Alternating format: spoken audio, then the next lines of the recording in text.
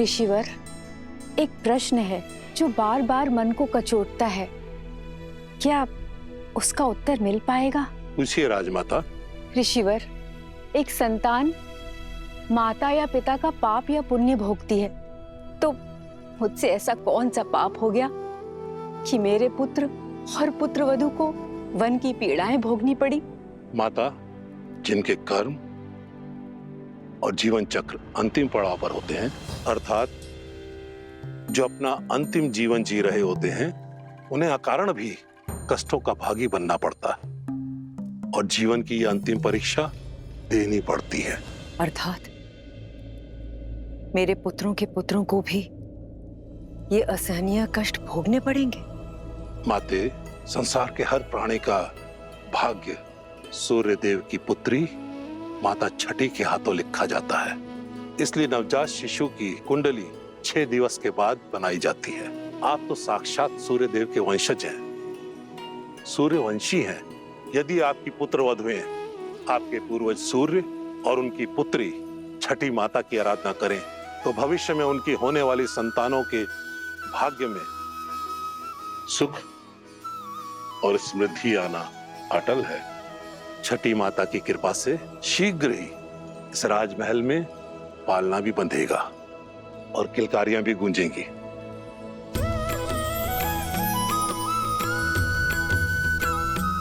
महर्षिवर, हम सभी बहनें छठी माता की पूजा अवश्य करेंगे। ऋषिवर, इस मन में मैं संदेह लेके आई थी, उस मन में आस भरने के लिए बहुत बहुत धन्यवाद।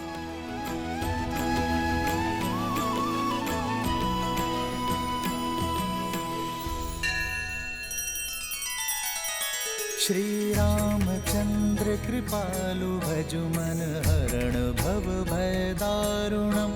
नव कंज लोचन कंज मुख कर कंज पद कंजारुणम।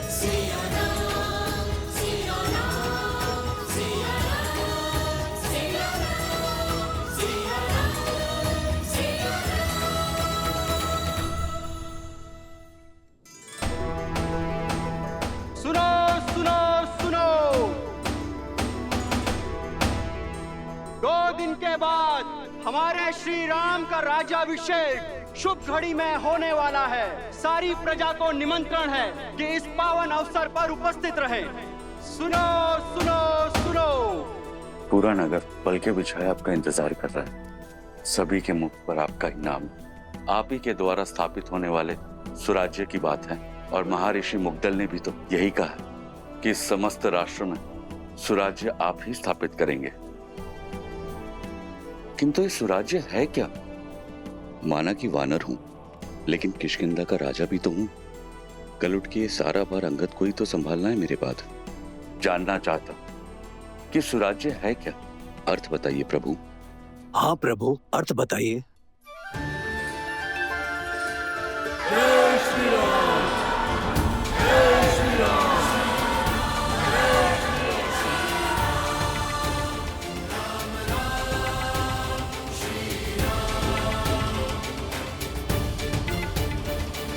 सुराज्य का अर्थ जानना था ना मित्र।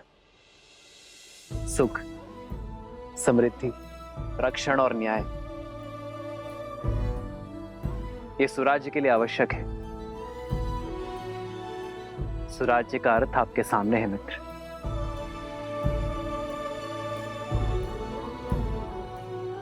प्रजा के मुख पर जब खुशी हो, क्या वही स्वराज्य कहलाता है? जब राजा को देख प्रजा के मुख पर प्रसन्नता हो, वो सामान्य राज्य है। प्रजा के चेहरे पर जो स्मित है, वो एक सुखद बदलाव और समृद्ध भविष्य की अपेक्षा है। प्रजा को आशा होती है कि राजा उनके दुख सुनेगा, उनकी पीड़ा हरेगा। पर सुराज्य वो जब प्रजा को देख राजा के मुख पर प्रसन्नता हो, राजा को संतुष्टि हो कि वो अपनी प्रजा की अपेक्षाओं को पूर्ण कर पाया है। जब राजा को यह विश्वास हो कि वो अपनी प्रजा के जीवन में बदलाव लाने में सक्षम है, वो है सुराज्य। प्रजा को देख एक राजा तब मुस्कुराता है जब वो जानता है कि ना राजा के मन में कोई प्रश्न है, ना ग्लानि है, ना पीड़ा है, और ना ही उसके प्रजा के मन में। आज मेरी प्रजा के मुख पर स्मित है। मैं अपनी प्रजा की अपेक्षाओं को पूर्ण कर सुराज्य को अवध में लाना चाहता हूं मित्र।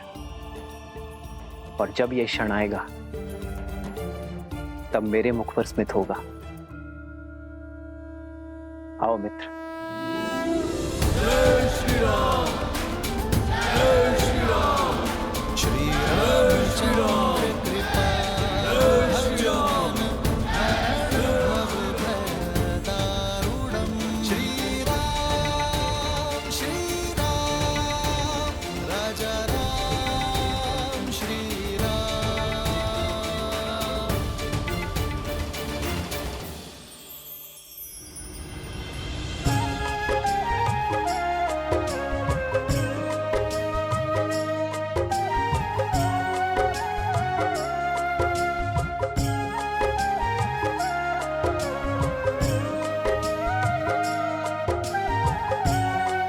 सीता दीदी, हमारे पग को कष्ट ना हो इसलिए ये सारा प्रयास हनुमान जी हमारे लिए कर रहे हैं,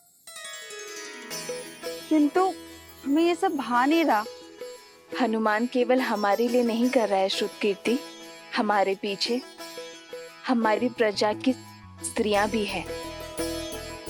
उन्हें कष्ट ना हो ये उसका उद्देश्य है। हाँ दीदी, पर ये सब केवल हमारे कारण ही हो रहा है ना? हाँ, ये आरंभ है और इसे रोज का नियम बनाना होगा। प्रातः की शुरुआत कहीं ना कहीं से तो होगी ना। स्वच्छता केवल धूल कंकड़ का निवारण नहीं करती, एक स्वस्थ जीवन की नींव भी रखती है। जब राज्य के लोग स्वस्थ होंगे तो हमारा राज्य भी स्वस्थ होगा।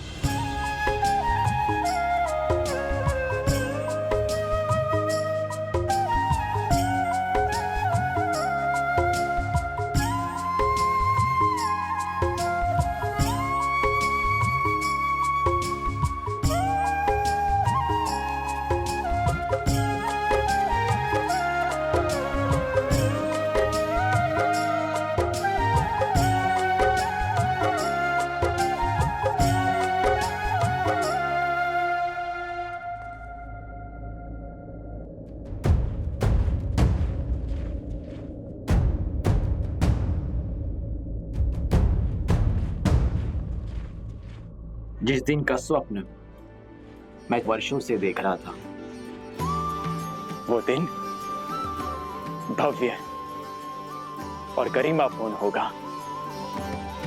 इसमें कोई बाधा नहीं आएगी। मित्र, आपके राज्य अभिषेक की पावन घड़ी, उसमें सेना का नियोजन, क्या आपकी प्रजा के मन में भय का निर्माण नहीं होगा कि होने वाले राजा अपने राज्य अभिषेक से पहले सुरक्षा का प्रबंध कर रहे हैं कि कुछ अघटित ना हो? प्रजा और राज्य का रक्षण एक राजा का प्रथम कर्तव्य होता है मित्र। राज्य की सुरक्षा केवल आक्रमण के बाद ही नहीं, उसके पूर्व से करनी होती है। राज्य की सेना एक अन्यायी शासक के राज्य में प्रजा के मन में भय उत्पन्न करती है, तो वही राज्य की सेना एक न्यायपूर्वक शासक के राज्य में प्रजा को धैर्य, आत्मविश्वास और सुख की निद्रा देती है। सुराज्य के लिए राज्य और प्रजा की रक्षा हेतु सतर्क रहना अति आवश्यक है मित्र। जब प्रजा के मन में रक्षण का भय ना हो तो प्रत्येक व्यक्ति अपने कार्य का निर्वहन अधिक कार्यक्षमता के साथ करेगा। इससे राज्य सुख और समृद्धि के मार्ग पर चलेगा मित्र।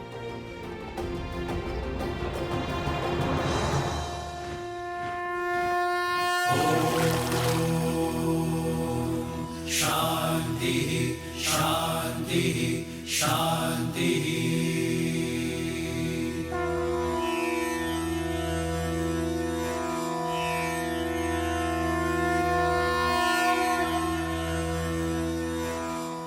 हे सूर्यदेव, रघुवंश की कुल वधू की आराधना और आभार स्वीकार करें। हे छठी मैया, ये समस्त राज्य हमारी संतान है, इनका भविष्य सुखमय और समृद्ध बनाइए। अपने तेज से हम सबके जीवन में सुख और समृद्धि का प्रकाश फैलाइए। करना कृपा इतनी मैया, बढ़े यश रघुवीर का, बढ़े यश रघुवीर का। फले फूले नगरी अयोध्या, पावन पड़े पीर का, पावन पड़े पीर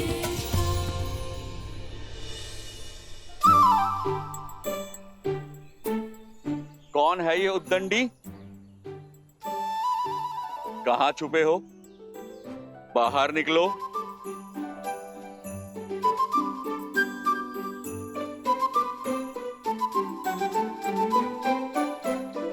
क्षमा कीजिए प्रभु, किस बात की क्षमा? वो हमारी गेंद आपको क्षति पहुंचाई। इसका दंड तो अवश्य मिलेगा, किंतु दंड से पहले एक बात जानना आवश्यक है कि किसी भी क्रीड़ा में ये विशेष ध्यान रखा जाए कि किसी को हानि ना हो, किसी को क्षति ना पहुंचे। जी प्रभु, हम दंड के लिए तैयार हैं। पहले वचन दो कि इस बात का ध्यान रखोगे। हम वचन देते हैं, अवश्य ध्यान रखेंगे। तो अब दंड के लिए सज्ज हो जाओ। अपना हाथ आगे करो।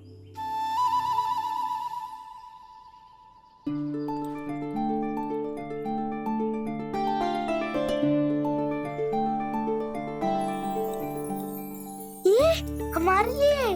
हाँ, तुम्हारी प्रामाणिकता के लिए। तुम दोनों छुपकर भाग भी सकते थे, परंतु तुम बुलाने पर आए, अपनी भूल स्वीकार कर दंड का सामना भी किया। यही प्रामाणिकता जीवन भर बनाए रखना। चलो अब एक और खेल खेलते हैं। ये देखते हैं कि तुम सब में सबसे वेग से कौन दौड़ता है। भागो।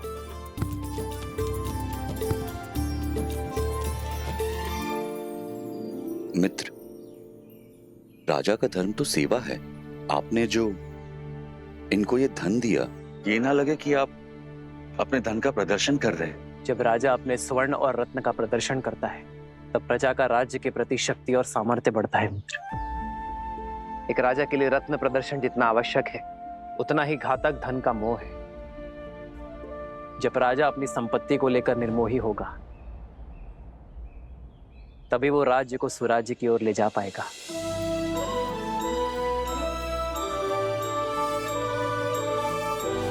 राजा की संपत्ति पर प्रजा का गर्व और राजा के लिए भार हो, यही स्वराज्य का सार है। जब राजा अपनी संपत्ति पर गर्व ना करे और उसे अपने कार्यों में प्रयोग करे, तभी राज्य सही अर्थ में स्वराज्य होता है। अति सुंदर। आपके विचारों ने हमारे विवेक को झंझोड़ दिया है। आपके ही मार्गदर्शन से अब से किष्किंधा में भी सुराज्य होगा, राम राज्य का परचम लहराएगा। जय श्री राम।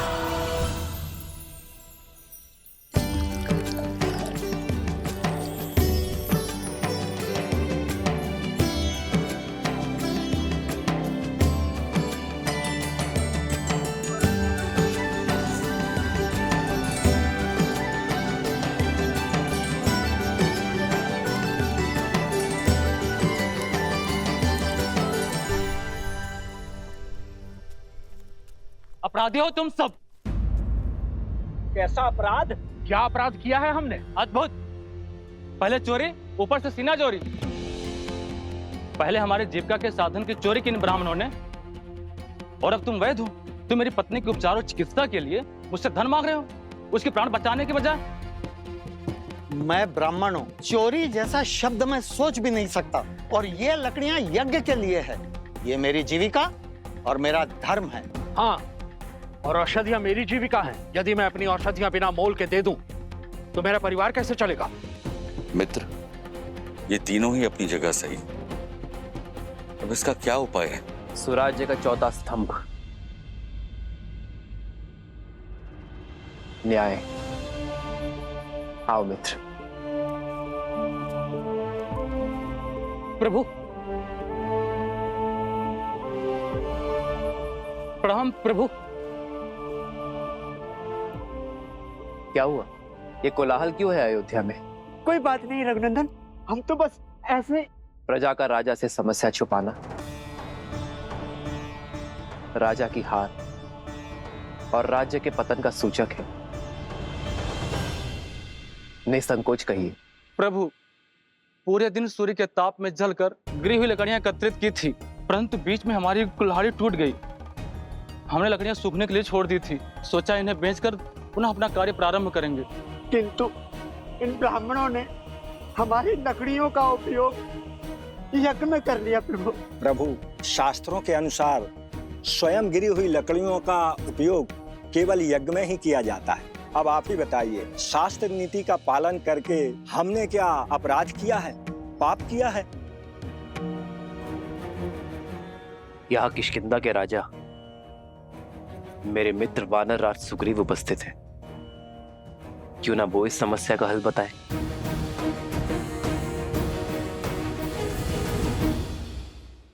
वही सत्य, इन ब्राह्मणों का कोई दोष नहीं।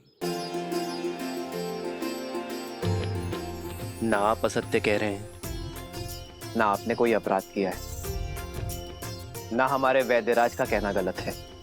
प्रभु, अगर कोई गलत नहीं है तो ये कलेश क्यों? इसका समाधान क्या है प्रभु? शास्त्रों के अनुसार यज्ञ में स्वयं गिरी लकड़ियों का ही उपयोग करने का निर्देश है, इसलिए ब्राह्मण निर्दोष है। किंतु ब्राह्मणों के लिए न्याय वनवासियों के अन्याय का कारण बना, और वनवासियों का अन्याय वैद्यराज के अन्याय का कारण। वनवासियों की आजीविका का साधन उनसे छिन गया, उनका जीवन चक्र हिल गया। ऐसे में उन्हें पुनः सशक्त करने का दायित्व किसका है? भूल समझ में आ गई प्रभु, यह समाज का कार्य है। यज्ञ के उपयोग में मिलने वाली सुविधा का मूल्य देना हमारा धर्म है, और इसीलिए वनवासियों को नई कुल्हाड़ियां हम देंगे। अपना कर्तव्य हम निभाएंगे। प्रभु, हमारे न्याय का आधार धर्म हो चला था, इसीलिए हम भटक गए थे, जबकि हमारे धर्म का आधार न्याय होना चाहिए। मित्र, आज ये घटना आपके समक्ष हुई, इसीलिए ये न्याय हुआ, परंतु तुम्हारी अनुपस्थिति में ये हुआ तो क्या करोगे? जिन्हें आवश्यकता है पहले उनकी सहायता करेंगे मित्र। आप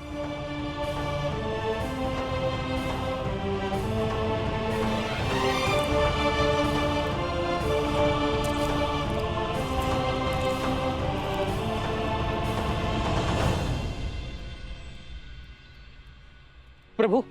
प्रणाम वैद्य जी, क्या मैं आपकी कुछ सहायता कर सकता हूँ? श्री राम श्री राम श्री राम श्री राम श्री रामचंद्र कृपालु भज मन हरण भव भय दारुणं नव कंज लोचन कंज मुख कंज पद कंजारुणम्।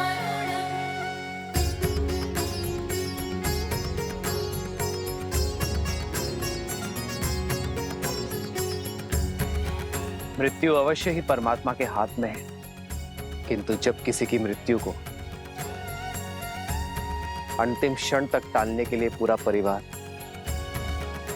अपितु पूरा समाज जुट जाए, तब बनता है सच्चा और आदर्श राज्य। जब किसी के दुख के क्षण में ना कोई ऊंच नीच, ना कोई जात पात का विचार आए, वो कहलाता है स्वराज्य। जब राजा अपनी प्रजा के लिए उससे अधिक कर जाए,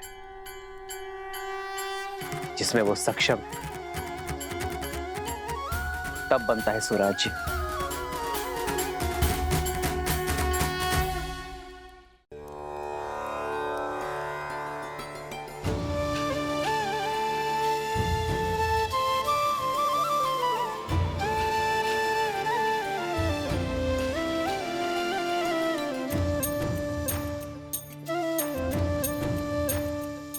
नहाए खाए के अर्थात स्नान और भोग के साथ छठ पर्व का पहला दिन प्रारंभ होता है।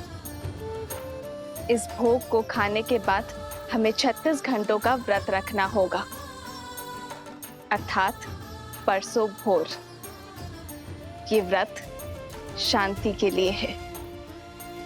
जहाँ शांति हो वहाँ सुख और समृद्धि अपने आप आ जाती है। ये राज्य मेरा परिवार है और इसकी शांति की कामना करती हूँ मैं छठी माँ।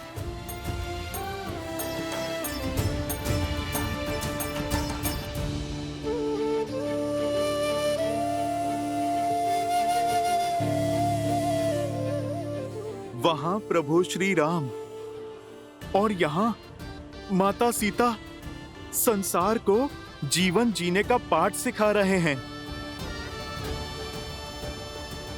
इतने से समय में इतना कुछ सीखकर मैं तो धन्य हो गया।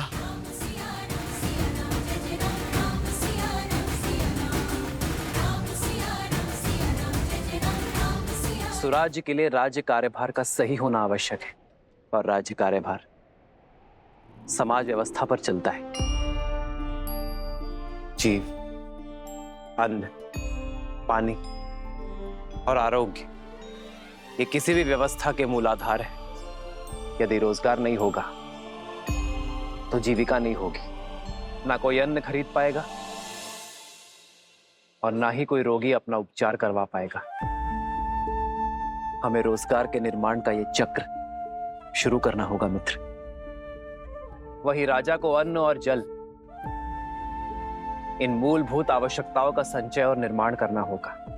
एक राजा को आपातकालीन के लिए अन्न का संचय करना होगा, किसानों के लिए जल संचय की सामग्री का निर्माण करना होगा। और रही बात आरोग्य की, तो अपने राज्य में स्वच्छता की नींव रखना, अपनी प्रजा को निरोगी बनाना और आरोग्य केंद्र का निर्माण करना हमारा धर्म यही कर्म करने की बात करता है मित्र। जहां न्याय धर्म का आधार हो वो सामान्य राज्य है, किंतु जहां धर्म का आधार न्याय हो वो सुराज्य है। मित्र, आप धन्य हैं।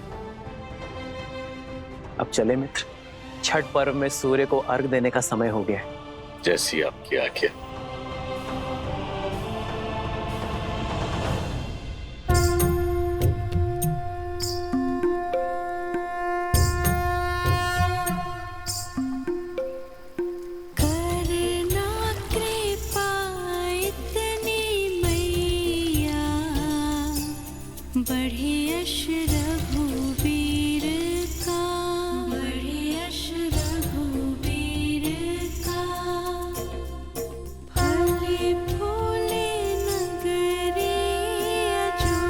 मेरे श्री राम सदा सदा के लिए अयोध्या के होने जा रहे हैं।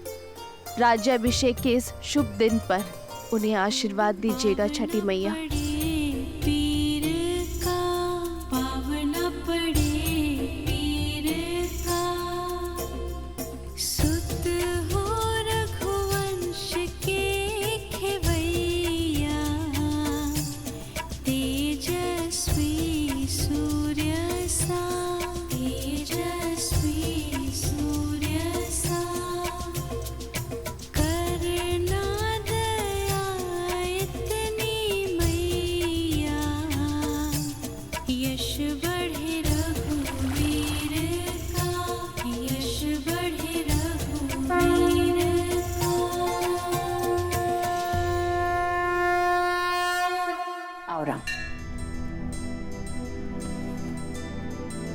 तुम्हारे लिए कलेवा परोस दिया है, तुम्हारा प्रिय दही भात और राजभोग सब है, ग्रहण करो।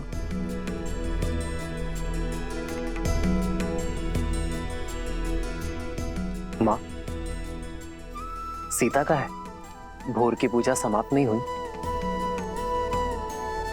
रघुकुल की चारों पुत्र वधु भोर से ही तट पे हैं। महर्षि मुद्गल के कहे अनुसार छठी मैया की पूजा कर रही है।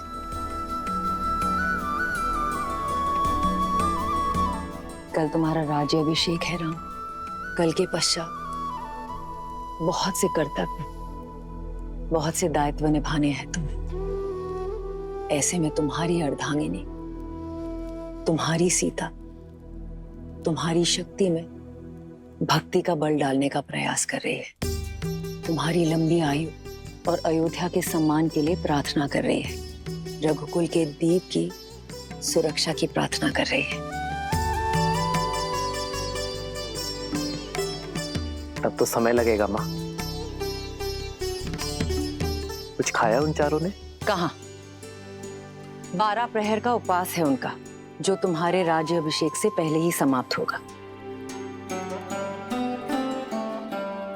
परिवार में पुरुष चाहे सफलता के जिस भी शिखर पर पहुंच जाए, उसका आधार, उसकी धरा एक स्त्री ही होती है। और माँ, घर की उन्नति में पति पत्नी दोनों ही भागी होते हैं ना, तो व्रत केवल स्त्री ही क्यों रखे? मैं भी सीता के लिए व्रत रखूंगा। राम सिया राम सिया राम सिया राम, राम सिया राम सिया राम। और मेरा ये व्रत सीता के प्रति मेरे प्रेम और सम्मान का प्रतीक होगा। हाँ, मेरा राम जितना प्यारा पुत्र है, उतना ही उत्तरदायी पति भी है।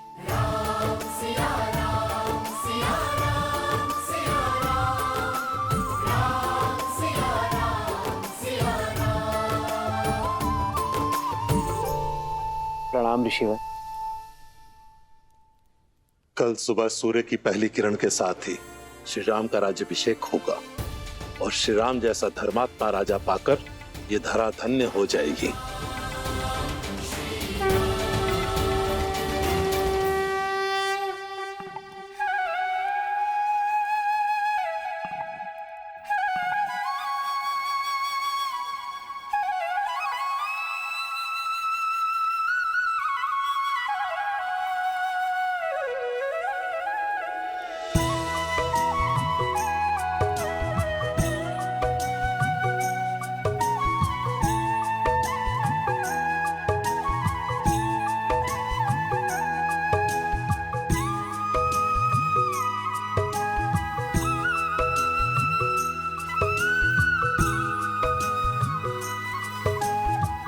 हमारे कारण इन्हें भी प्रातः उठकर आना पड़ा। बेचारे, लगता है अभी भी मीठी निद्रा के स्वप्न देख रहे हैं।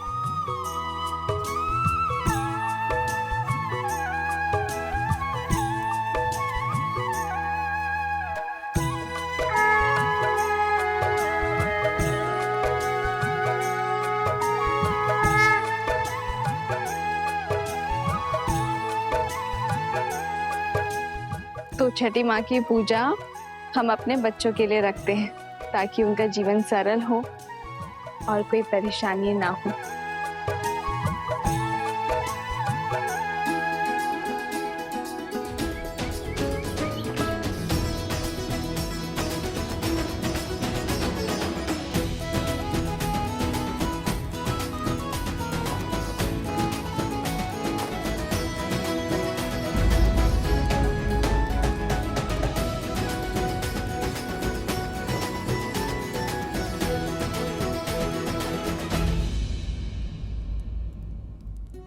पिछले 14 वर्ष से हमें जिस दिन का इंतजार था, तुम उसका भाग नहीं बनना चाहती हो। हमारा राम राजा बनने वाला है। चलो कैकेयी, ये समय बीती बातों का शोक मनाने का नहीं, आने वाली घड़ी के सुख में रंगने का है। आपको मुझ पर क्रोध नहीं आता? इस समय भी आप मुझे अपना दोषी नहीं मानती? कैकेयी दीदी, वनवास में जाने से पूर्व स्वयं राम ने तुम्हें क्षमा कर दिया था, और हमने भी आपको क्षमा कर दिया था। मुझे राम के प्रति तुम्हारे प्रेम में न पहले कोई संदेह था, न है। मुझे ज्ञात होता कि समस्त भूमि के राजाओं से मेरा राम राजधर्म सीखेगा ज्ञान प्राप्त करेगा तो वनवास का ये वचन पहले मैं मांग लेती। दीवे, आपके भीतर ममता ही नहीं, बुद्धि माता का सागर बहता है। धन्यवाद दीदी। तो दीदी, तनिक आप भी इस ज्ञान की गंगा में गोता लगा लीजिए। भूल का भार छोड़िए और पुत्र के राज अभिषेक में चलिए। सियावर रामचंद्र की, सियावर रामचंद्र की, सियावर रामचंद्र की, सियावर रामचंद्र की।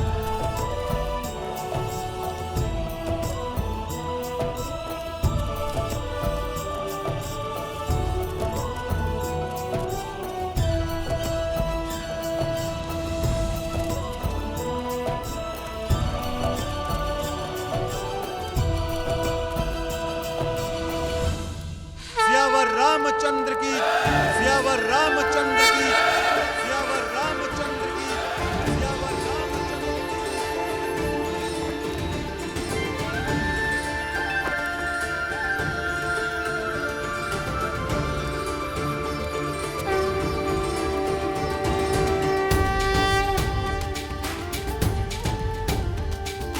श्री रामचंद्र कृपालु भजु मन हरण भव भय दारुणम्। श्री रामचंद्र कृपालु भजु मन हरण भव भय दारुणम्। नव कंज लोचन कंज मुख कर कंज पद कंजारुणम्।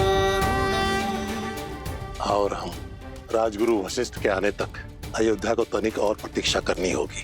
तब तक आप माताओं का आशीर्वाद ले लीजिए। आइए। अमित छवि नव नीला नीरज सुंदरम। पटपीत मानहु तड़ित रुचि सुचि नौमि जनक सुतावरम। श्री राम श्री राम, राम राम श्री राम, श्री राम श्री राम, राजा राम श्री राम।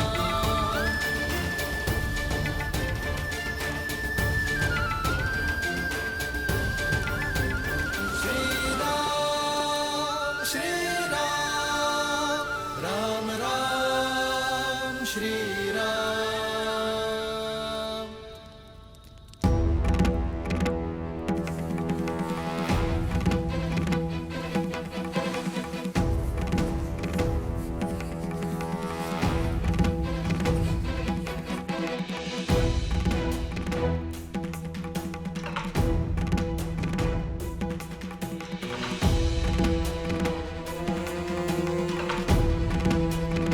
महर्षि पराशर, नक्षत्रों से उलझने के लिए अभी बहुत समय है।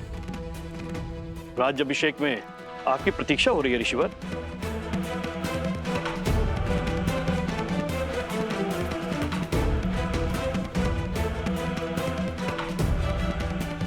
आप इतने गंभीर क्यों हैं ऋषिवर? क्योंकि ग्रहों के संकेत ठीक नहीं है। जब किसी के भाग्य में राहु की छाया पड़ जाती है तो असुरी माया कोई ना कोई कष्ट जरूर देके जाती है। मुझे राम पर विश्वास है। यदि भाग्य में संघर्षों का भंवर है तो वो भी स्वीकार है। और मुझे विश्वास है कि अयोध्या के नए राजा इस भंवर से भी अवश्य पार होंगे। एक राजा के जीवन का संघर्ष उसकी संपूर्ण प्रजा को भोगना पड़ता है। इस राज्य अभिषेक के समय की कुंडली में ये स्पष्ट है कि एक महाअसुरी शक्ति अयोध्या में प्रवेश करने वाली है।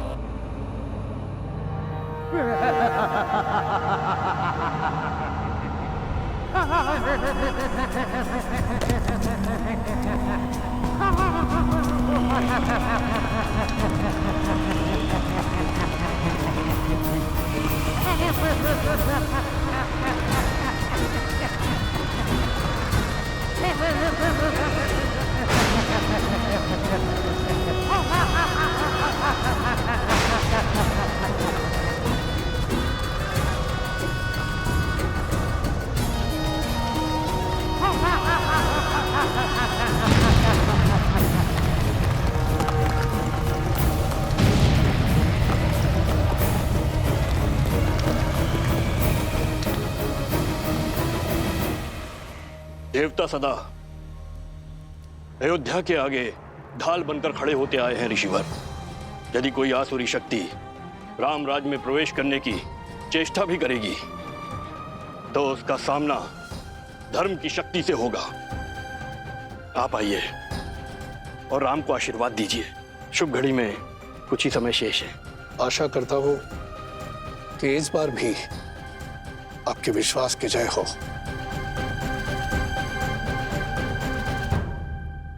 आइए चलिए।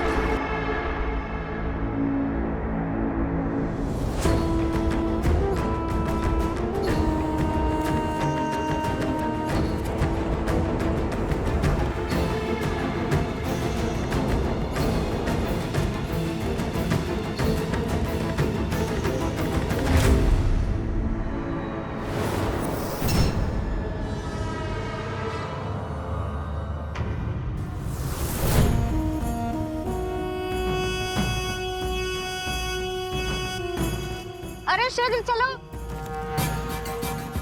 आज अभिषेक का समय हो गया है।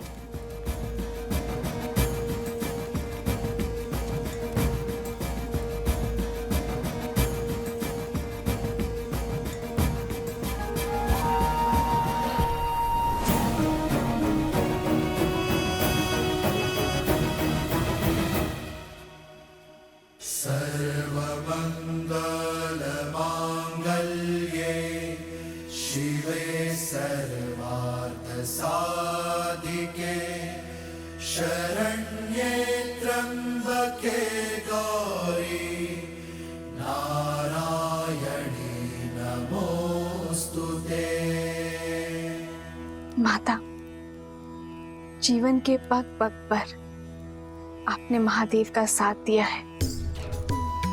आशीर्वाद दे कि वैसे ही मैं भी सदा अपने श्री राम का साथ दे सकूं। सुख दुख की हर घड़ी में मैं राजा राम की पत्नी के रूप में सभी दायित्व निभा सकूं।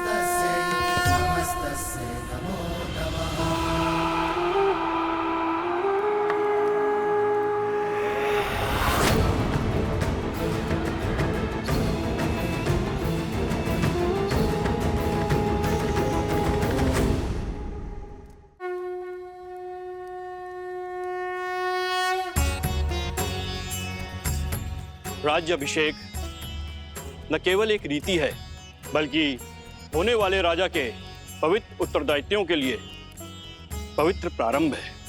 रीति अनुसार मंगल बेला में सर्वप्रथम श्री रामचंद्र जी की देह को तेल विविध औषधियों के मर्दन से शुद्ध किया जाएगा।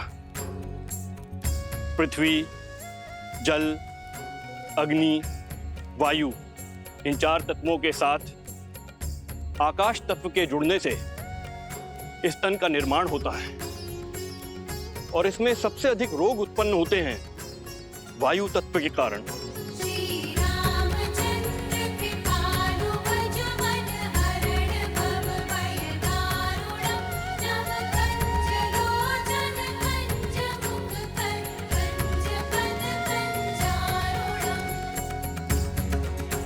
वायु न केवल चलने या कार्य करने की शक्ति है बल्कि मन में उत्पन्न होने वाले विचारों की अभिव्यक्ति भी है। मन के मैल के कारण ही समस्त संसार में पाप, अपराध और दुराचार होते हैं। अतः मंत्रों से मन को बांधकर एवं तेल के मर्दन से वायु तत्व को शांत किया जाता है। पश्चात यह मन स्वच्छ हो जाता है और जिस राजा का मन स्वच्छ हो वह धैर्य और सहनशीलता का पर्याय होता है।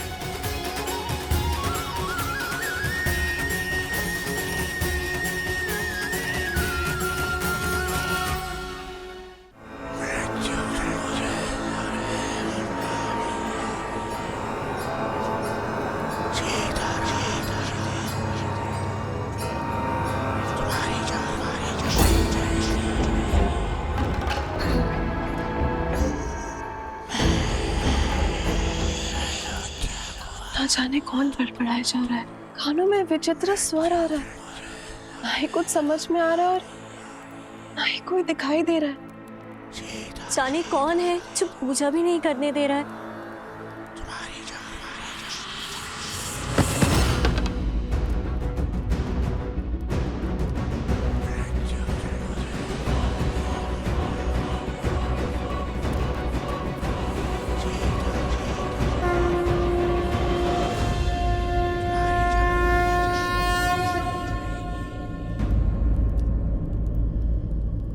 क्या हुआ उर्मिला, इतनी विचलित क्यों हो तुम? दीदी आपको ये ध्वनि नहीं सुनाई दे रही? कैसी ध्वनि? मुझे तो कुछ सुनाई नहीं दे रहा है।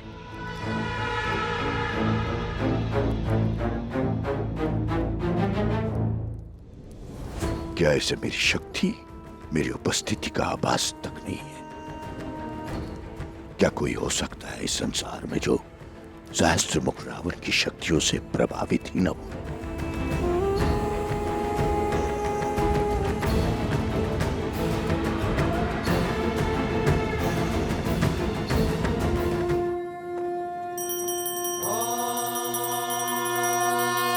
स्वस्ति न इंद्रो वृद्धश्रवाः स्वस्ति न पूषा विश्ववेदाः स्वस्ति नस्ताक्षो अरिष्टनेमिः स्वस्ति न बृहस्पतिर्दधातु। ओम शांति शांति शांति।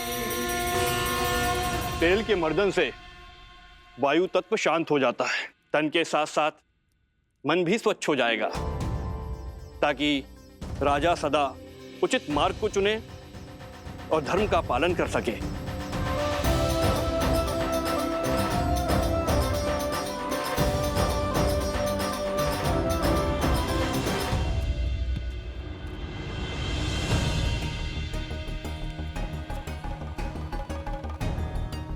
ये क्या हनुमान, आपका पग स्थिर क्यों नहीं?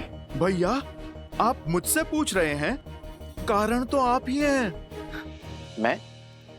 मैंने क्या किया? भैया आप तो भूल ही गए, जब मैं लक्ष्मण भैया के लिए संजीवनी बूटी का पर्वत उठाकर ले जा रहा था, आप ही का तो बाण लगा था मुझे। बस ऊपर आकाश से धरती पर धन से गिरा। भरत भैया बड़ी विकट मोच आई थी मुझे इस पैर पे। परंतु उसके पश्चात तो आपने अपने बल और बुद्धि की पराकाष्ठा पार कर दी थी।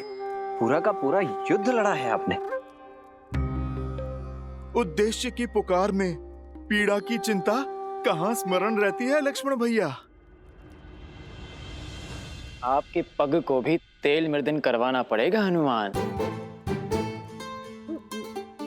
भरत भैया आपका विचार तो बहुत अच्छा है, मेरी भी यही इच्छा थी। पूछे थे, मैं आपको वेधशाला भिजवा देता हूँ। भरत भैया उसकी आवश्यकता क्या है? इतना तेल प्रभु को छूकर व्यर्थ जा रहा है। यही उपयोग में मैं ले लेता हूँ। तेल का तेल, उस पे प्रभु के स्पर्श का मेल, स्वर्ण पे सुहागा।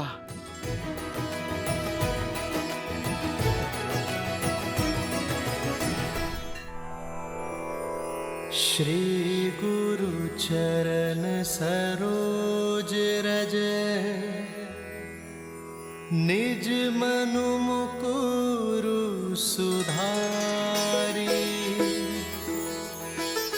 बरनउँ रघुबर बिमल जसु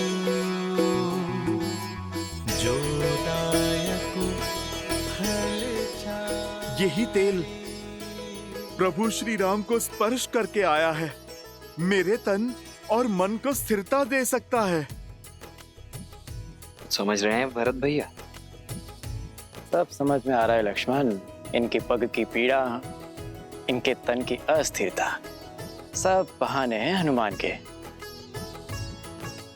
सत्य तो ये है कि भैया के तन को स्पर्श करके आया हुआ तेल भी हनुमान के लिए प्रसाद है, पावन है। सच में हनुमान की भक्ति अनुपम है। पर ये तो कम है, अभी तो और अभिषेक होंगे। भैया को माटी भी लगाई जाएगी। क्या हनुमान वो भी अपने तन में मल लेंगे? कहीं यह विचित्र दृश्य ना प्रस्तुत हो जाए। उचित कह रहे हो शत्रुघ्न। भ्राताओ, बहुत बड़ी भूल हो गई हमसे। सीता भाभी माँ के साथ ही रखना चाहिए था हनुमान को। अब और न जाने क्या क्या खेल दिखाएंगे ये। भरत भैया, जो पहले ना हो सका वो अब भी तो हो सकता है। अर्थात? हनुमान जी, एक कार्य तो शेष रह गया। हमें शीघ्र भाभी माँ को यहाँ बुलवाना होगा। वो क्या है कि भैया के शीश पर जब अयोध्या का राजमुकुट सजेगा तो उन पर प्रथम पुष्प वृष्टि करने का अधिकार तो भाभी माँ को ही है ना। तो समस्या क्या है लक्ष्मण भैया? प्रभु के कार्य में कोई भी विघ्न नहीं आएगा। राम लखन सीता सहित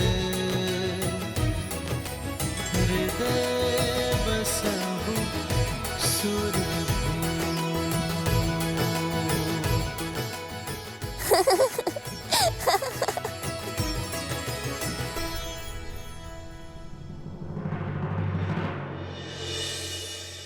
क्या हुआ देवी? इस शुभ अवसर पर महर्षि पराशर के गंभीर मुखमुद्रा का कारण सोच रही हूँ। कदाचित उन्होंने नक्षत्रों और नियति की चाल को पढ़ लिया है। स्त्री के सम्मान का प्रश्न है महादेव। मुझे सीता को दिव्य सिंदूर रूपी अस्त्र जाकर देना ही होगा। माता, दिव्यता का सिंदूर से क्या संबंध?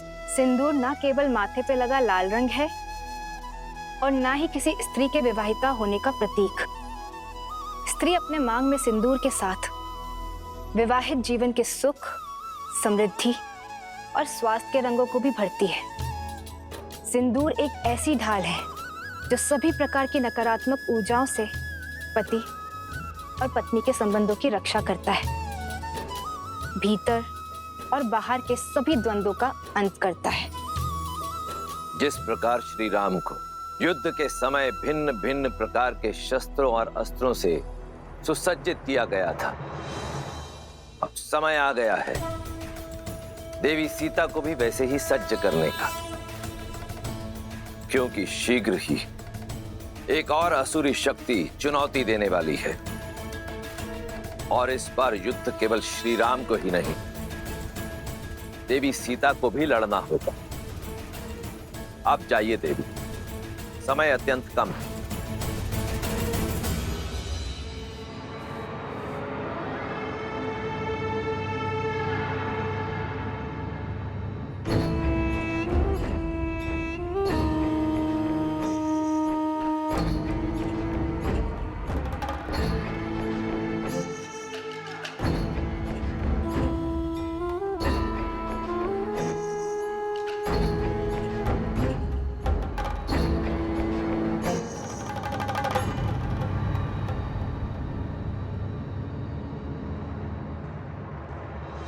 अद्भुत, अप्रतिम है ये सुंदरी।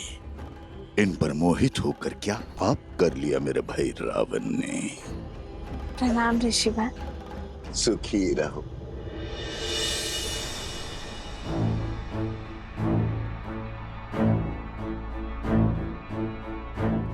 तुम्हारी सखिया कुछ विचलित लग रही है। हाँ ऋषिवर, इन्हें कुछ विचित्र स्वर सुनाई दे रहा है, किंतु मुझे कोई अनुभव नहीं हो रहा। अद्भुत। ब्रह्मांड में निरंतर अनेक ध्वनियां गूंजती रहती हैं। शब्दों और विचारों की तरंगे उठती रहती है। दुर्भाग्य होता है उन लोगों का जो उसे सुन नहीं पाते। कोई बात नहीं,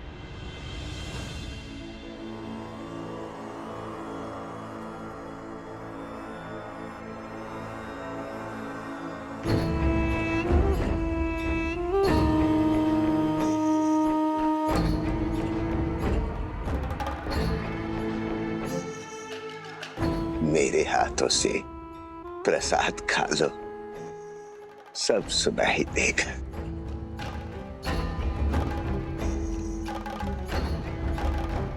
लो,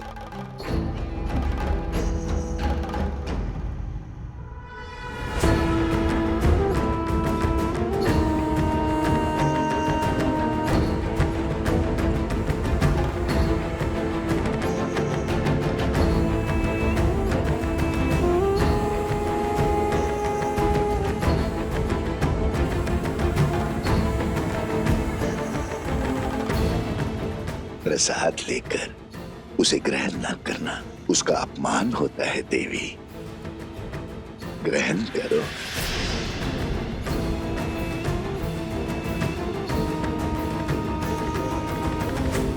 क्या हुआ, कोई संदेह? संदेह नहीं, समर्पण है ऋषिवर। श्री राम के राज्याभिषेक के लिए मैंने व्रत रखा है। आज राज्याभिषेक के बाद ही मैं छठी पूजन का व्रत खोलूंगी। क्षमा कीजिएगा ऋषिवर, किंतु मैं ये प्रसाद अभी ग्रहण नहीं कर पाऊंगी। प्रणाम। कल्याण हो।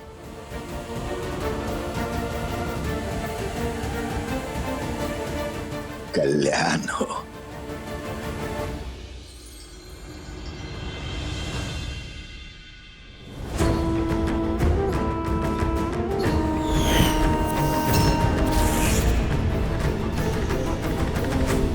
तेल अभिषेक संपन्न हुआ। अब मृदाभिषेक आरंभ हो।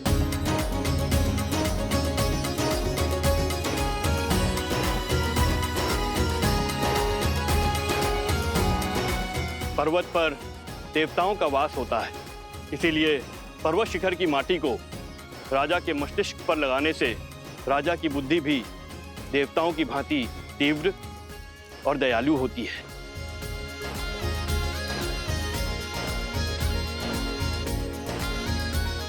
राजमहल के आंगन की माटी में शौर्य की गाथाएं, वीरों का रक्त घुला होता है और इस माटी को हृदय से लगाने से भावी राजा का मन दृढ़ होता है। जिसके मस्तिष्क में दृढ़ता हो और हृदय में दया हो, वही राजा प्रजा की सेवा कर सकता है, उसे संतान की भांति पाल सकता है।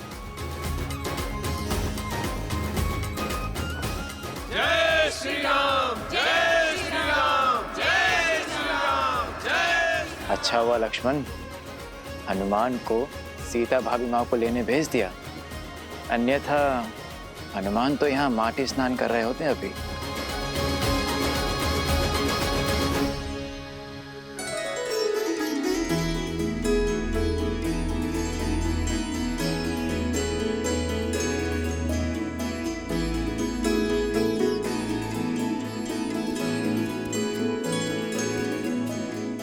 कहाँ है मैया?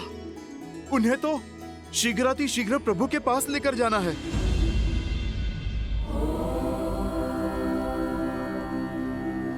जगत पूजे, जगत वंदे, सर्वशक्ति स्वरूपिणी, पार्वती देवी नमः।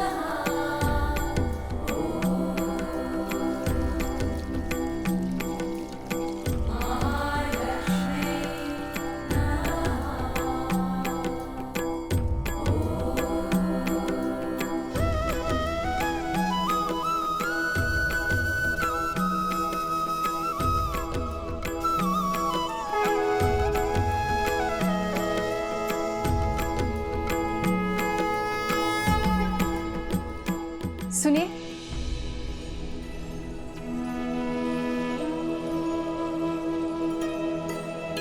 जी, ये आपके लिए है देवी।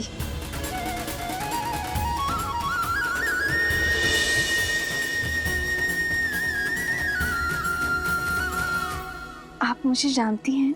जिन देवी सीता ने स्त्री की पवित्रता और साहस को नई परिभाषा दी है। उन देवी सीता को कौन नहीं जानेगा। ये पवित्र सिंदूर है। श्री राम के राज्य अभिषेक होने के साथ अयोध्या का सोया हुआ सौभाग्य भी जागने वाला है।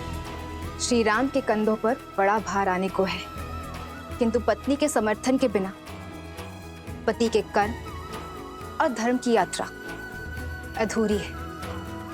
ये सिंदूर आपको सबल करेगा, अपने पति का संबल बनने के लिए भी और आने वाले कष्टों का सामना करने के लिए भी। धन्यवाद।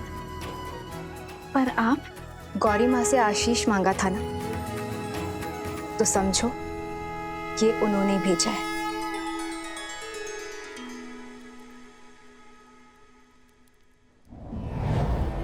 सर्वमंगल मांगल्ये शिवे सर्वार्थ साधिके शरण्ये त्र्यंबके गौरी नारायणी नमोस्तुते नारायणी नमोस्तुते।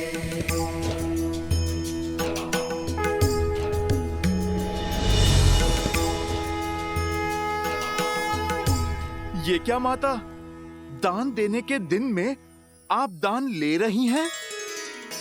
ये दान नहीं, प्रसाद है हनुमान। अच्छा माता, पर प्रसाद तो खाया जाता है ना। आपने मस्तक पर क्यों लगाया? क्योंकि इसका यही कार्य है। जब पत्नी अपने पति का नाम लेकर आज्ञा चक्र पर कुमकुम से तिलक लगाती है तो उसका मन उसके साथी के साथ जुड़ जाता है। वैसे ही जब मांग में पूरी आस्था और विश्वास के साथ ये सिंदूर लगाया जाता है तो एक स्त्री का जीवन उसके पति के साथ बन जाता है। माता, ये तो बड़ा कठिन विवरण है। समझो, इसे अपने मस्तक पर धारण करने से श्री राम की आयु बढ़ती है, मन में उनके लिए प्रेम बढ़ता है और समाज में उनकी प्रतिष्ठा। क्योंकि मेरे मन में केवल श्री राम है।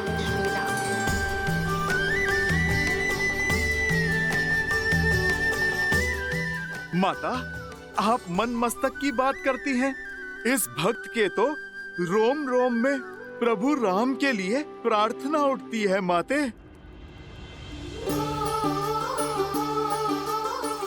किंतु यदि मैंने अपने पूरे शरीर पर ये सिंदूर का लेप लगाया तो ये समाज मेरे पति का उपहास उड़ाएगा, मेरे प्रेम पर हंसेगा।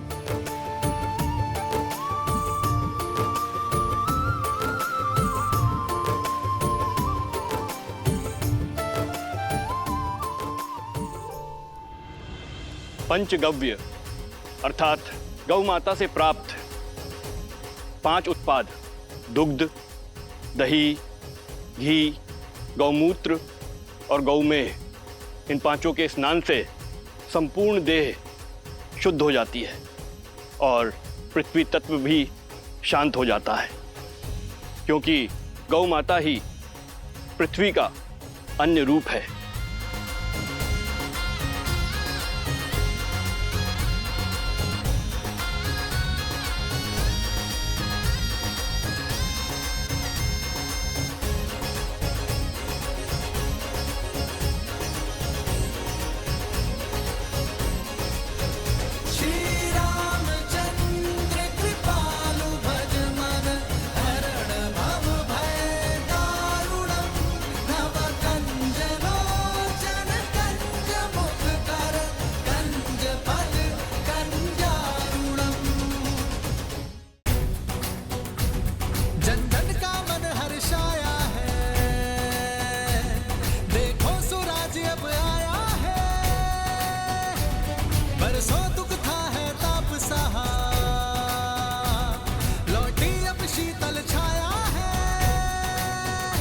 कर स्थापित मर्यादा संसार के पाप को हर कुंठा करने तारम हरि आए हैं बन के नर।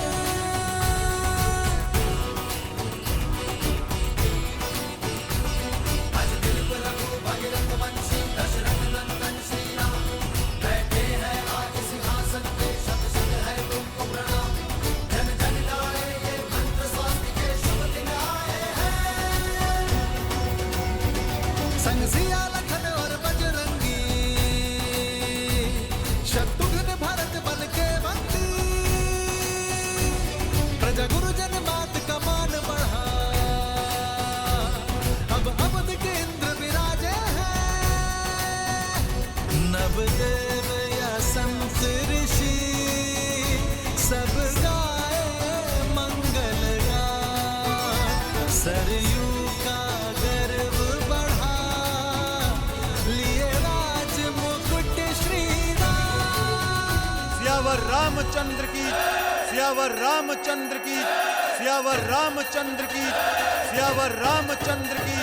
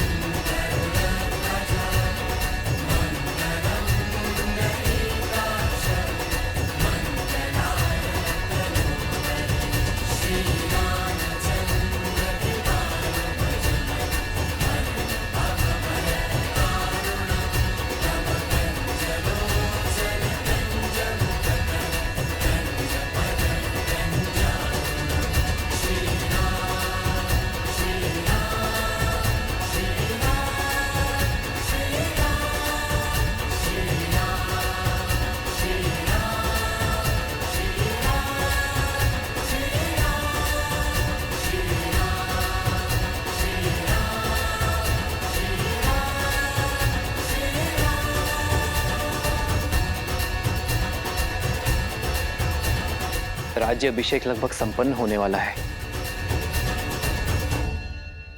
पर मेरा हनुमान नहीं दिखाई दे रहा। कहाँ है हनुमान? अरुधरि लाल लगूर, वज्र देह दानव दलन, जय जय जय कपीसुर हनुमान।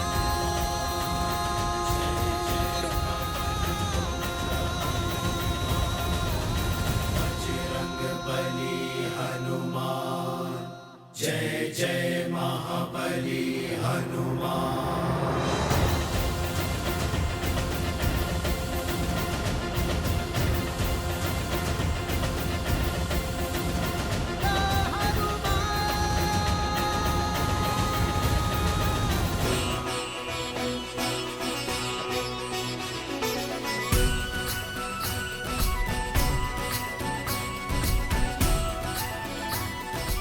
सियावर रामचंद्र की, सियावर रामचंद्र की, सियावर रामचंद्र की, सियावर रामचंद्र की।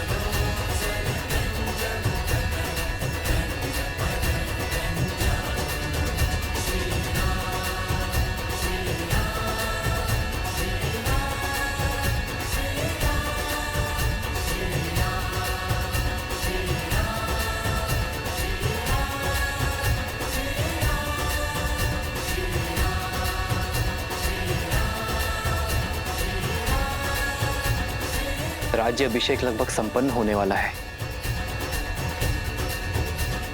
पर मेरा हनुमान नहीं दिखाई दे रहा।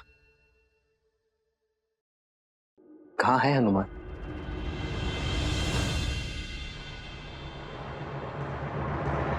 लाल देह लाली लसे, अरुधरि लाल लगूर, वज्र देह दानव दलन, जय जय जय कपीसुर।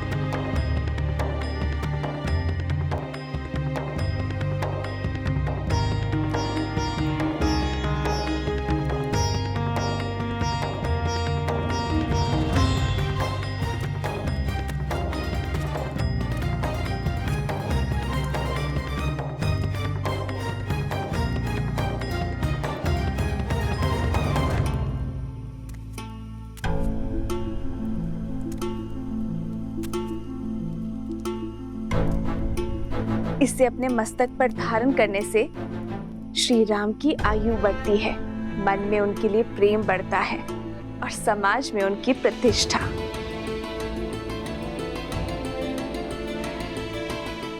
माता, आप चिंता ना कीजिए। ना मुझे किसी के ठाठ से अंतर पड़ता है और ना ही उपहास से।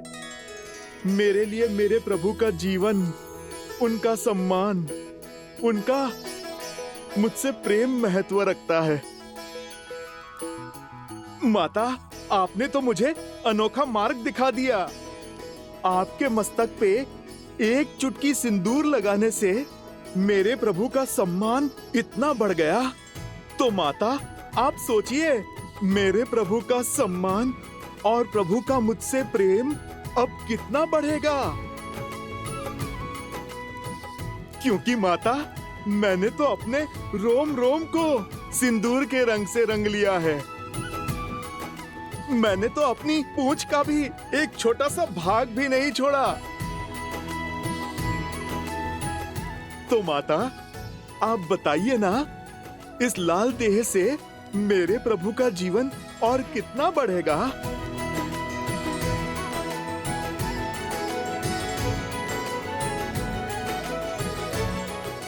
तुम्हारा प्रेम, तुम्हारी श्रद्धा, समर्पण अनंत है, अमर है हनुमान।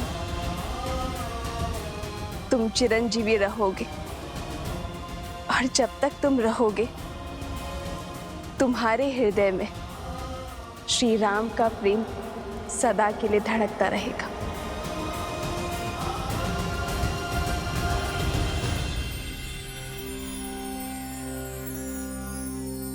श्री गुरु चरण सरोज रज,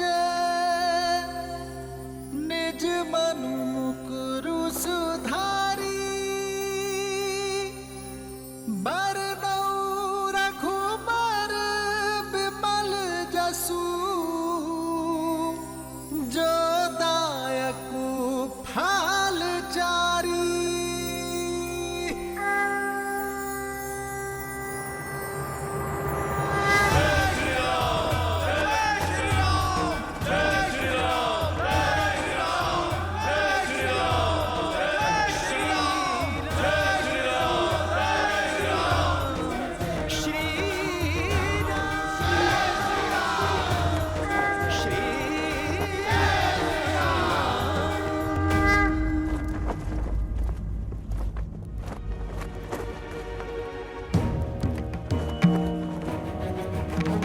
इस राज्य अभिषेक के समय की कुंडली में ये स्पष्ट है कि एक महाआसुरी शक्ति अयोध्या में प्रवेश करने वाली है।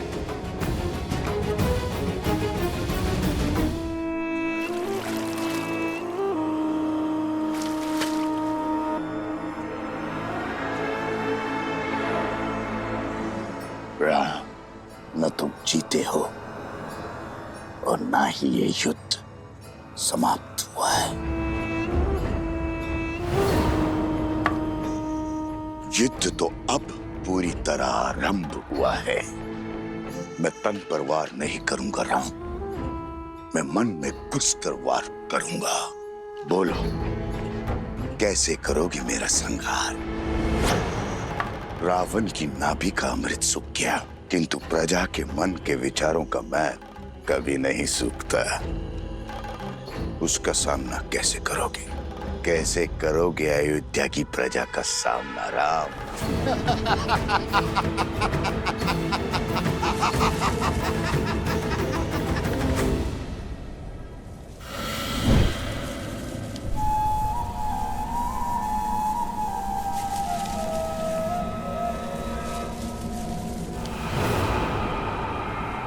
भूल हो गई मुझसे, जो आपसे सहायता की आस कर बैठी मैं, आपके द्वार पर प्रतिशोध की भिक्षा मांग बैठी मैं। अपने हाथ पे हाथ धरे देखते रहे और वहां राक्षस राज्य का अंत करने वाला वो राम, उसका राज्य अभिषेक हो गया। पराजय है ये आपकी।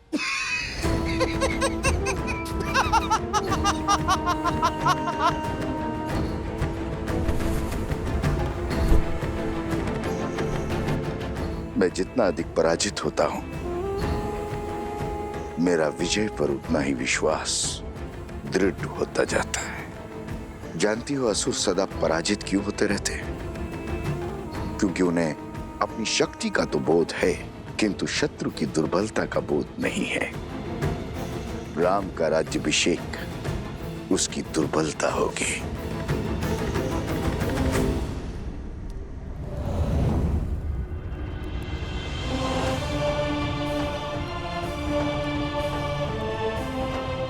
प्रणाम आचार्य। प्रणाम महर्षि। राज्याभिषेक की कोटि कोटि बधाई हो अयोध्यापति, किंतु हर बधाई के साथ एक चुनौती जुड़ी होती। आपने पापियों का संहार तो किया, पाप का नहीं। दशानन को मारा, मगर उसकी सोच को नहीं। पाप की सोच एक ऐसा छलिया है जो बार बार स्वरूप बदलकर सामने आता है और प्रहार करता है। मैं वार करूंगा तो राम प्रतिकार करेगा। मैं युद्ध में विश्वास नहीं रखता। मैं 1000 छोटे छोटे घाव में विश्वास रखता हूं, और वो घाव मैं उसे नहीं दूंगा, उसके अपने देंगे।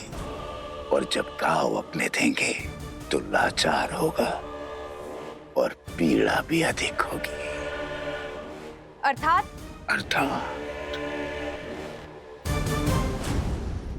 जब शत्रु वार करता है तो व्यक्ति दिल मिलाकर उसका प्रतिकार करता है, किंतु जब संतान वार करती है तो व्यक्ति घुट-घुट कर मरता है। अयोध्या की प्रजा को संतान मानता है ना राम। अब यही प्रजा उस पर वार करेगी। जिसने रावण से लंका का युद्ध जीत लिया, वो अयोध्या की प्रजा से युद्ध नहीं कर पाएगा। अब उस पर उसकी प्रजा से प्रहार करवाऊंगा। अयोध्या के भीतर एक युद्ध होगा जिसे अयोध्या हार जाएगी। अयोध्या की प्रजा के मन में इतना विष घोल दूंगा जिसे राम तो क्या, महादेव भी नहीं काट पाएंगे। रावण महान शिव भक्त था, ज्ञान का सागर था, किंतु वो राक्षस सुमाली की राक्षसी वृत्तियों से जन्मा था। राक्षस सुमाली के अन्य पुत्र भी हैं श्री राम, जिनमें न रावण सा तप है और न ही ज्ञान है, तो केवल कुटिलता। क्षमा करें महर्षि, अयोध्या के उत्तर की ओर भरत भैया है, पूर्व की ओर लक्ष्मण भैया और पश्चिम की ओर मैं, और दक्षिण की ओर हनुमान जी हैं। हम 4 बलशाली अयोध्या के द्वारपाल हैं। हमारे होते अयोध्या को किसका भय? पांव पर पादुका पहनने से, बाहर के कष्ट से बचा तो जा सकता है कुमार शत्रुघ्न, किंतु फोड़ा यदि देह के भीतर से निकले तो क्या करोगे? जब अग्नि घर के भीतर ही लगी हो तो द्वार बंद करने से कोई लाभ नहीं होगा।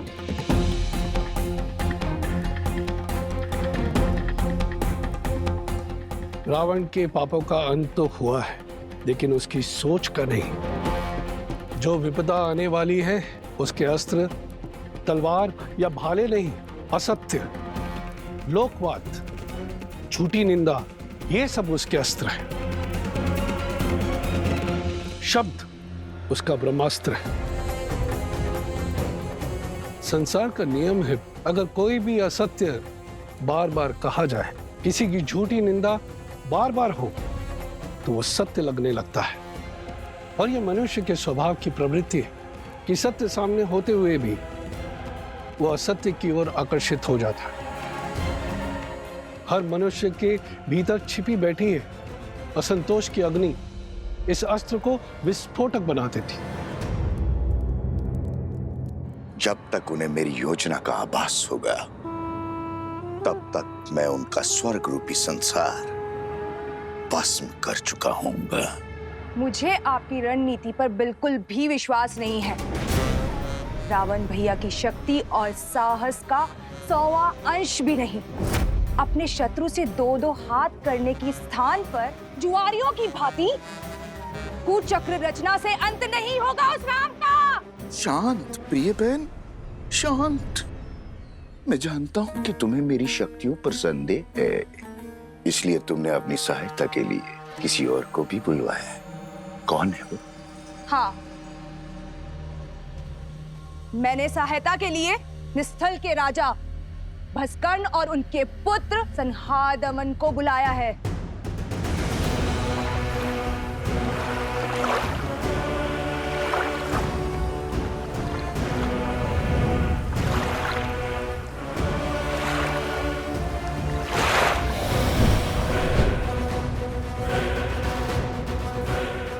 ये महाअसुर भस्कर्ण के सैनिक हैं।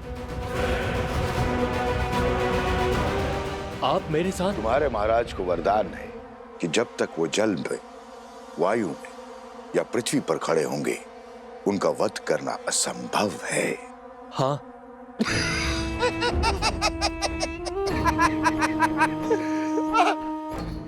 जाओ, करो युद्ध, किंतु एक बात स्मरण रहे, राम पर विजय केवल सहस्त्र रावण पा सकता है। जाओ, अपनी योजना को आकार दो।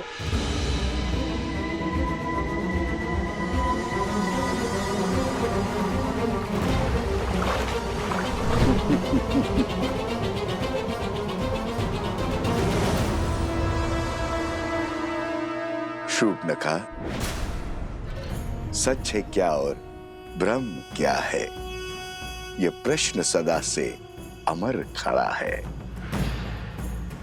सहस्त्र मुखों की सहस्त्र बातें, इनसे भला कौन लड़ा है? आप यही गाते रहो और मैं अपना कर्तव्य निभाती हूं।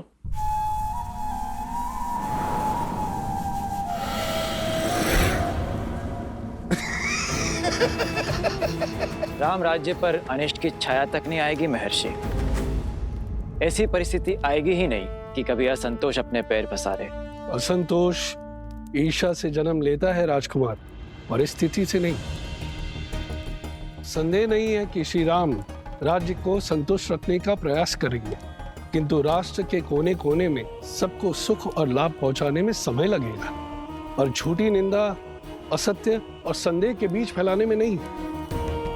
संदेह मन के किसी कोने में छिपकर घास के तिनकों की भांति तनिक सी निंदा से पोषित होकर बढ़ता रहता है, और हमारी अनुमति के बिना हमारी मति भ्रष्ट करता रहता है, और यही सहस्त्र रावण की शक्ति है।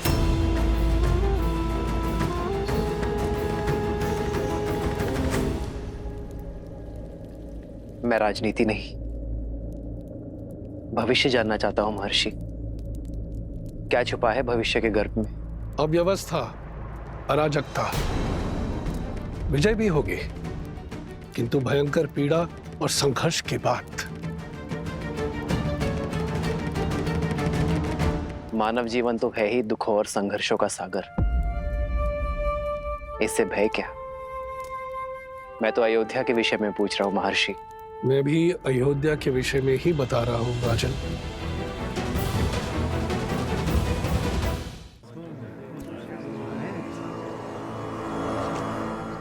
भैया सुना है, श्री राम ने सागर पर सेतु बनाया था, असंभव को संभव कर दिखाया था।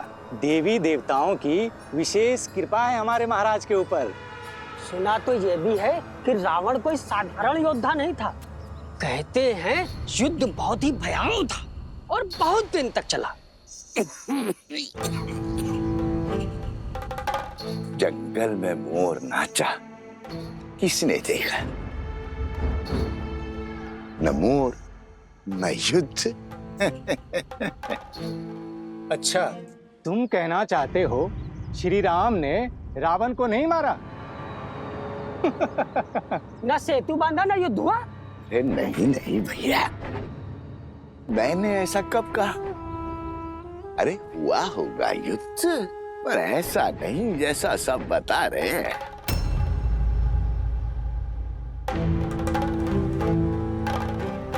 सागर तो पर्वत निगल लेते हैं, और उस पर यदि रावण इतना बलशाली था, 10 लोगों का स्वामी था, तो क्या वो सागर पर पुल बांधने देता? कदापि नहीं। तो क्या हमारे राघव असत्य कह रहे हैं? राम राम राम, ऐसा मैंने कब कहा भैया? अरे श्री राम गए होंगे लंका और रावण को ललकारा होगा, और रावण भी आ गया होगा रणभूमि में, और श्री राम ने एक बाण से उसका वध कर दिया होगा, बस।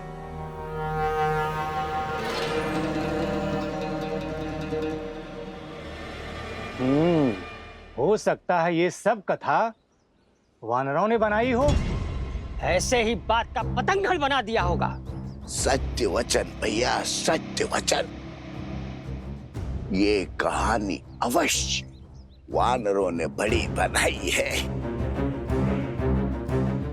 श्री राम तो रघुकुल वंशज है, सोचा होगा श्री राम की यश की गंगा में हाथ धो लेते हैं।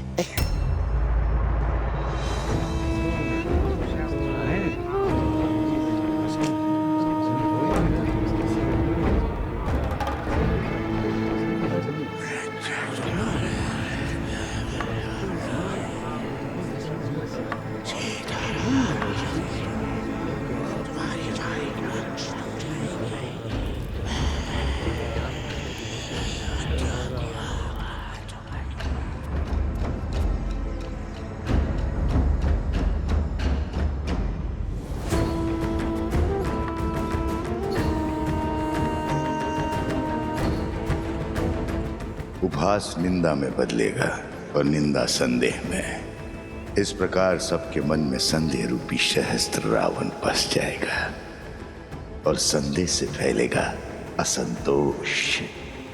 अब राम को मारने के लिए किसी शस्त्र की आवश्यकता नहीं।